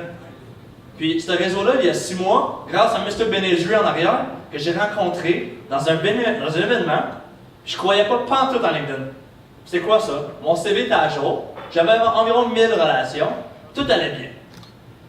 J'allais faire un petit like de temps en temps, je l'utilisais pas pantoute, j'y croyais pas. Un jour, j'ai vu Jamie puis Beryl sur un stage, puis Beryl a dit qu'elle a fait plus de 1 demi-million de dollars en utilisant LinkedIn. J'ai fait, wow, attends là. 1 demi-million, avec LinkedIn, on envoie des likes, on fait juste du texte. Jamie nous a dit comment. J'espère que vous avez pris des notes, parce que Jamie, c'est une superstar. On va lui donner un triple wow pour LinkedIn.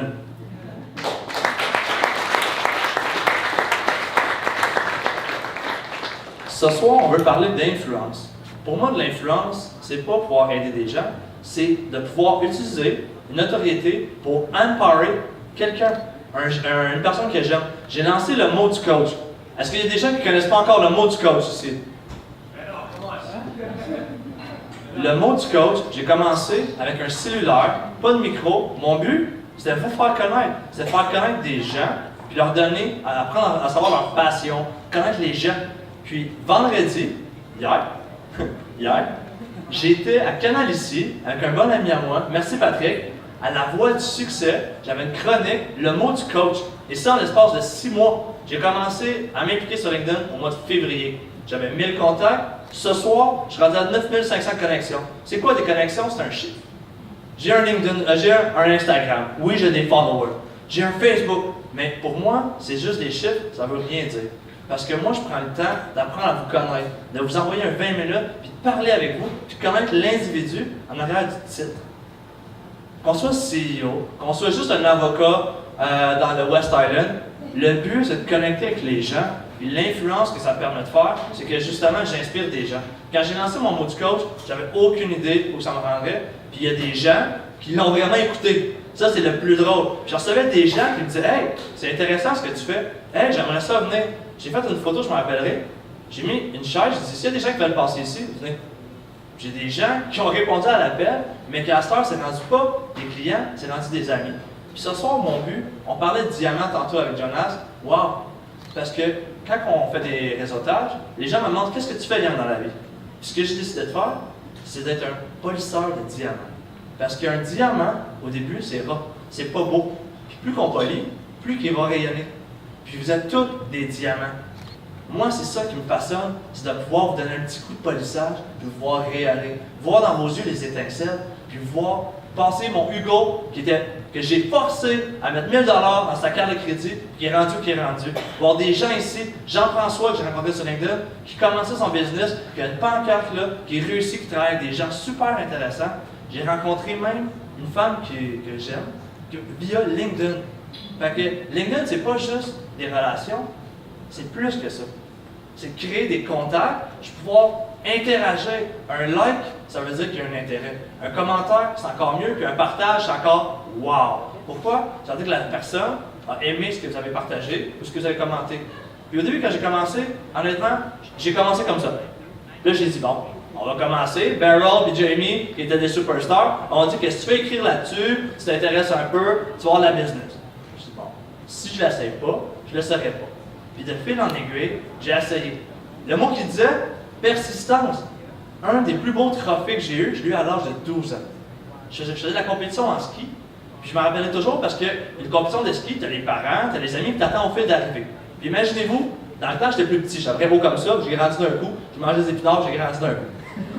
Et à ce moment-là, un parcours en ski, c'est des fanions, puis il faut juste les suivre, puis à la fin, tu as fini.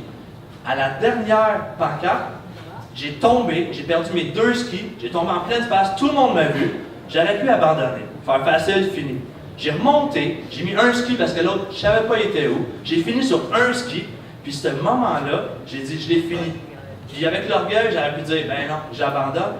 6 mois plus tard, quand on a fini la saison, j'ai reçu une plaque que j'ai dans mon bureau. C'est le coureur le plus déterminé à finir une course. Puis ça, en affaires, en tant qu'entrepreneur, c'est never, never quit. Mais c'est des fois, là, c'est facile d'arrêter. J'aurais pu abandonner. Puis en affaires, on a des idées. Le projet, on part, on est motivé, ça va bien. Qu'est-ce qui arrive? Oh, un challenge. Ah, oh, la banque qui appelle. Ah, oh, il a réussi. Il y a un partenaire qui part. Qu'est-ce qu'on fait dans ce temps-là? C'est facile d'arrêter. C'est le choix le plus logique. Pourquoi continuer? Plus d'argent, plus de motivation, plus d'amis. Là, tout est payé. Mais pourquoi qu'on continue? C'est ça, la motivation. C'est de se lever le matin et d'avoir un petit why, puis de dire, hey, why not? Pourquoi pas le faire? Des fois, je commence ma semaine, ça va très bien dans les affaires. Je commence le lundi, je travaille toute la semaine, puis le vendredi, j'ai moins d'argent dans mon compte de banque que le lundi. Puis là, je me dis, ok, attends, j'ai bien travaillé, j'ai aidé des gens, j'ai influencé, tout a bien été. Qu'est-ce que j'ai mal fait? Puis là, je dis, c'est pas grave, avec 9$ pour la fin de semaine, ça va bien aller, j'ai mes parents qui avaient de proches, je vais aller manger mes parents. Mais la semaine d'après, je mets une petite boîte magique, je me dis, bon, cette semaine, je vise un objectif, on a parlé d'objectif tantôt. C'est la meilleure chose que vous pouvez faire si vous voulez atteindre, si vous voulez dépasser dans le fond, ce que vous voulez aller. Fait que des objectifs, ça permet justement d'aller plus loin. Fait que qu'est-ce que je fais quand je travaille avec des clients? C'est justement ça. On fait une ligne directrice. On travaille, Jean-François, on l'a fait, ceux qui m'ont déjà travaillé, le premier mot que j'apprends quand on fait du coaching, c'est quoi le premier mot que j'ai appris, Jean-François? Stratégie. J'adore ce mot-là.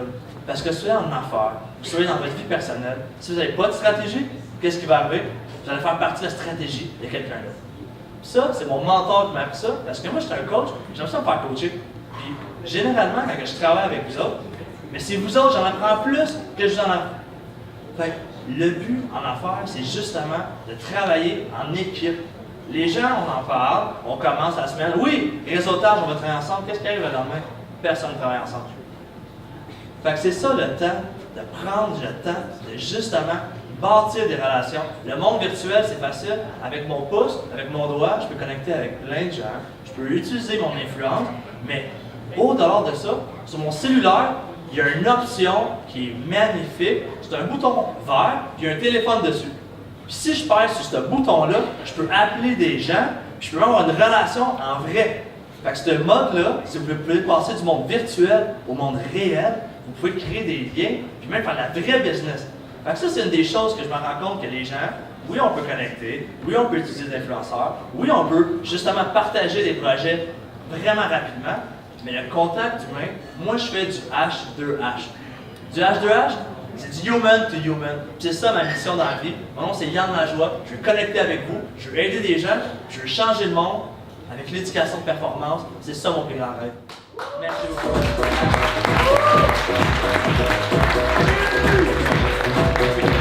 Back takes the phone. I want everyone to make sure that everyone is connected to Dr. Back.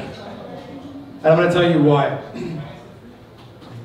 This man is a force of nature. He is an unbelievable entrepreneur, a dentist by circumstance, as he says. And I want you guys to make sure that you're following him. So everybody pick up your phones and open up your LinkedIn app. Sorry for hijacking the microphone. Everybody pick up your phone. Take it out, take it out, take it out, take it out, take it out. Open your LinkedIn app. Now in your LinkedIn app, there's a wonderful feature that's actually a real game changer that no one ever uses. So I really try to take advantage of it whenever I'm in a crowd. Go to there's a little button with 2 heads on the bottom, next to the messaging app. See that little button? It's like it's the network, it's the connection button. You guys see that on the bottom? Now on top of that, next to the number of connections you have, it says find nearby. Find nearby. Dr. Back, is yours open? Because I'm doing this for you. He just has a Heineken in his hand. On the count of 3, we're all going to press the find nearby, and all of us will be instantaneously connected. Are you ready? Jenny, you ready? I know you're more of an Instagram gal. Here we go. On the count of 3. 1, 2, 3, find nearby. Go for it. It's going to auto-populate. It's doing some Wi-Fi love right now. We're making Wi-Fi babies right this second. We're connecting. Now, everyone who's activated this app at the same time is going to show up on your nearby. Dr. Back will be on this list. We will all be connected, and we will all continue our relationship. Without further ado, Dr. Back, Nguyen, ladies and gentlemen. Allez. Back. Mais qui est plus qu'un docteur, il est rendu un co-auteur, parce que j'en ai écrit un livre ensemble. Back va être en train de faire un record du monde, avoir écrit le plus grand nombre de livres en une année. C'est un homme inspirant, c'est un homme que la stratégie, il en mange à tous les jours. C'est un homme qui est remarquable. Je tiens à vous applaudir, puis je tiens à introduire Dr. Back, un ami, un bâtisseur, puis une inspiration. Ouais!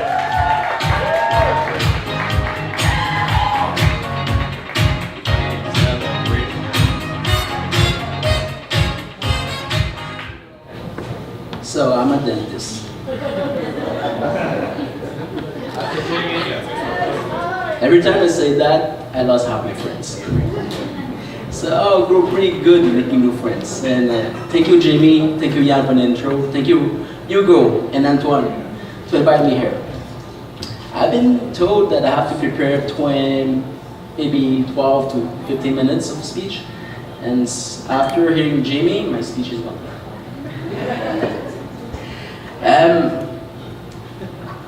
Honestly, it's gone. But mainly, you heard the intro. I'm a dentist. I was one of you guys. I'm still one of you. But I decided one day to wake up and say, let's do something with what I received from God. So from that day, I decided to take my own hands and make something with it. And then I realized that I was working with the less valuable piece of my body, my hands. When you look at me, you see exactly what you want to see. I'm Asian, I should be a nerd, and I'm a doctor just because my parents say so. Honestly, I hated it. I survived school, and then I tried to fit into the mold for 20 years. And then I said that was enough. So what happened is I woke up, that would take a lot of effort and pain. And I suddenly started to accept who I was deeply inside. To accept my strength, to accept my weakness, and to say that it's okay not to fit in everywhere. And the problem is I didn't fit anywhere anymore. So last year, it all started when a friend of mine told me that you have a nice vibe. You can inspire people. Let's put you on stage and let's have people listen to you. I said, okay. And I'm a pride guy, so if I say okay, I'll do it. Took him 4 weeks before he told me, yeah, you know, by the way, you'll be speaking after Michelle Obama. Really? It was too late for me. I couldn't back out of this one, so I had to do it. But that scared the crap out of me. So he was looking at me and said, okay, I know that you don't need it, but if you needed some preparation, just look at some TED Talks and prepare 1 or 2. I'll tell you which one is the best one. For the first time of my life, I took something seriously and went through 2 weeks. I prepared 21 TED Talks, plus an intro and a conclusion, and I had a book. My first book went in 2 weeks. Then I went back to him and said, well, so which one do you like, bro? I was looking at me and saying, holy cow, you did it. But now I have a news for you. Michelle Obama will not be coming to Toronto in November, but shut up for Paris by February. So you have more time and you can speak in French now. Honestly? And then something happened. It's like, I spent my life saying that gratitude is a good thing. That gratitude is the only path for the future. And now I'm one of those people now that successful, and again, I'm gonna just turn my back to French people. That was unacceptable. So I knew that I was fucked. I wanted the story that I'd be finishing that book in a month. So I beat myself up to the blood, to the bone, and 2 weeks and 6 hours later, I was rewriting the whole book in French. 25,000 words became 25,000 words. Now I can tell you that I know exactly the difference between English and French. And people were asking me, so how did you do it? It was about an hour, except for the French version, but I woke up an hour earlier in the day, started writing, and by 7, I was good for my day. So everything was adding on top of my regular schedule of being a CEO and a dentist. So after I finished the French version, my job was done, just to learn that Michel Blanc won't be making it for Paris. But I had the habit now to write in the morning. So for 3 weeks, I was in welfare, let's say, and I was bored. So I started another book, and another, and another. Now I'm finishing this month with 12 months, and I'll be finishing not 7, but 9 books. Thank you. They're on Amazon, by the way. One of the last one that we wrote, starting this month though, it's called Momentum Transfer. And Coach Ya and Coach Dino, which they're here, has squeezed me out of my juice, let's say. Man, people hear you talk, people want, they come to hear what you can, how you can inspire them, but you just say, like ideas, you're in the cloud, give us something true. So those two sit me down and they squeeze the juice out of me. Say, we want to know your secret. So Dino and I went back 5 years ago and we have kind of developed a way, because mainly I'm successful when I need to be successful, but the rest I'm the laziest guy possible. That's true. That's true. And then my wife looked at me and said, you need to lose some weight. Then I met with Dino.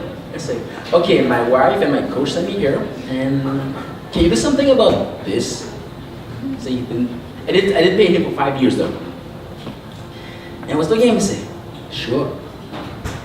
And then he took the time to introduce me to physical activity. I know that you won't believe me, but when I graduated from school, I had 6-pack. Today I have 1 big pack. I have pictures to prove that, but what happened is I didn't care anymore, because my focus was now on success. My focus was on my career, but so your body's working as a whole. So Dino has the genius idea to say, hey, this guy likes to talk. Let's play some judo with him. So I booked with him, and I didn't pay my training. And the guy is pretty smart. He make you pay for a year in advance or something like that. So yeah, you have to show up. So I was showing up, and then the bag is mine, and I'm pretty sure that his story is different. So let's try to make the most of this guy. Let's try to make him come back and have him pay me instead. So he made me talk. He was asking this question about business. And I was a little out there, so I was answering his questions about business.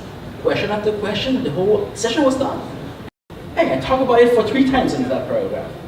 But from the basics there, by September, we'll be launching that book. Hopefully that this book can be can find a value to you. Because if I summarize this, yes, I know that I can do a lot. Yes, I know that I can be a tornado. But when you look at the eye of each tornado, it is peaceful. The eye needs to be organized, need to have some peace in it. And the peace is you. So you heard a lot of speakers today talking about your why. The why can be an eye. But mainly what I've learned, if you want that eye to last, if you want that why to be powerful, that eye is you. It's the confidence you have in yourself, making sure that you can do something. And the momentum, what is the momentum? It's just action gaining speed. So the idea is, and the message I'm bearing tonight, it's every one of you can make the difference. That every one of you can have the power, because I didn't have any power before. And tonight, suddenly tonight, you're here listening to me. And Coach Jan and Coach Dino will make sure that that power will be available to each one of you. So momentum transfer is the next step. And before they cut me, I don't know why you said that to me, because the other guy talks for so long. But if you allow me one advice, we are all looking for our worth in life. And what I learned is worth is not based on pride. Your eye might be based on pride. But what's worth is, it's the usefulness you have to others. This is how you'll be finding your worth. So with this, hopefully you'll be finding your own power, drawing your own vision, and find your worth in life. Thank you.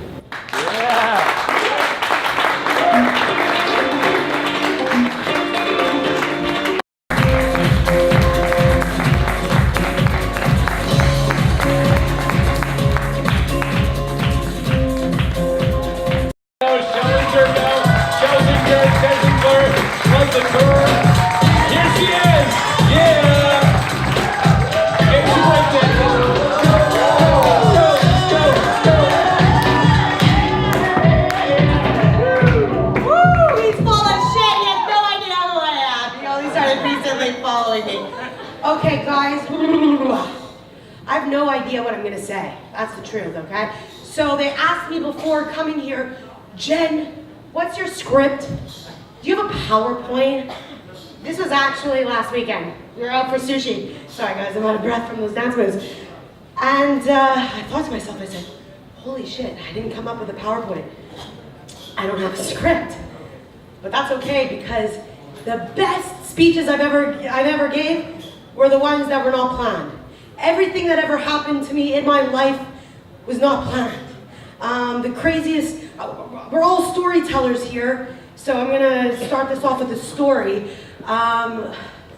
Helen over there, this is crazy, guys. I show up, she's holding a camera, I go, you look so familiar. Who are you again? And Helen goes, don't you remember me? Shit, this happens to me a lot.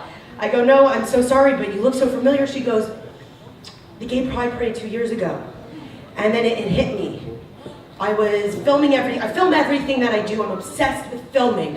I filmed my whole entire life, and I'm gonna tell you a little bit about that in a second. But I threw my camera to some random stranger and I said, hey, can you film me? I trust you, I know you have skills. I know you can film me, pass her my camera. Next thing you know, she's following me all around the Gay Pride Parade while I'm making scenes. And now she's here 2 years later, still holding a freaking camera. And it was that one day that I met you, where I threw you the camera and I said, you have talent, girl, come on and follow me. Now she's holding a camera.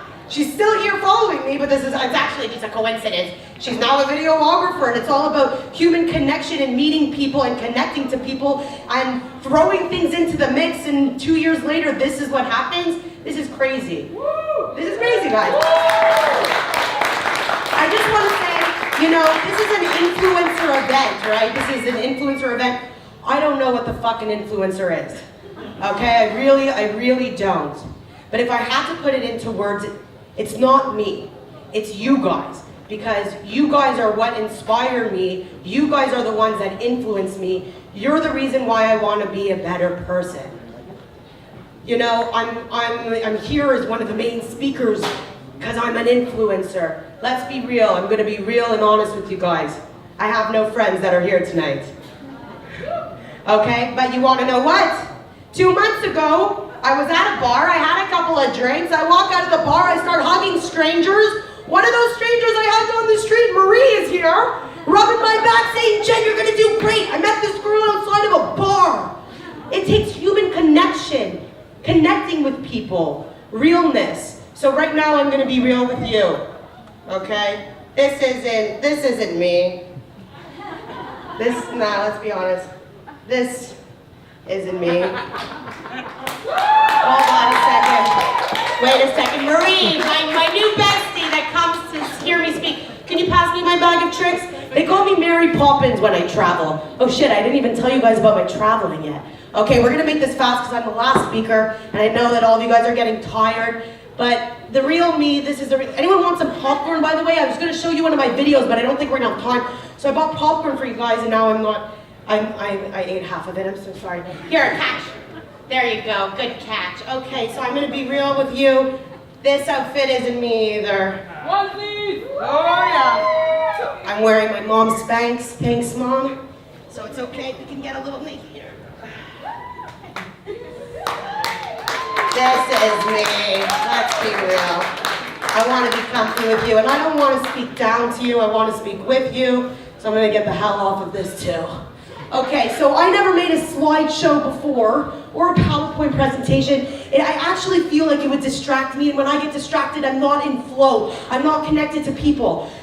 But I wanted to challenge myself. I like to put myself in uncomfortable situations. So I made a PowerPoint presentation. I'm not gonna follow it. I'm gonna have it play behind me to pretend like I'm doing a PowerPoint, but I'm just gonna be here with you. Okay, so a little bit about myself and who I am. You guys are probably wondering, who is this girl? Okay, so I ask myself that every day. I have no fucking idea. I'm still trying to figure it out. Every day is a challenge. Every day is a learning lesson. There are ups and downs, and what I show on my Instagram page is that I'm a joyologist. That's what they called me on The Bachelor. They wanted to call me fun employed.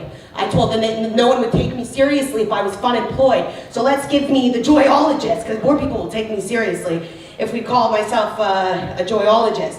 So in the end, here I am spreading love and happiness wherever I go, especially on my Instagram account. But what people don't realize is that I also experience a lot of pain and sadness, but that's the thing is nobody really wants to show that on their social media accounts.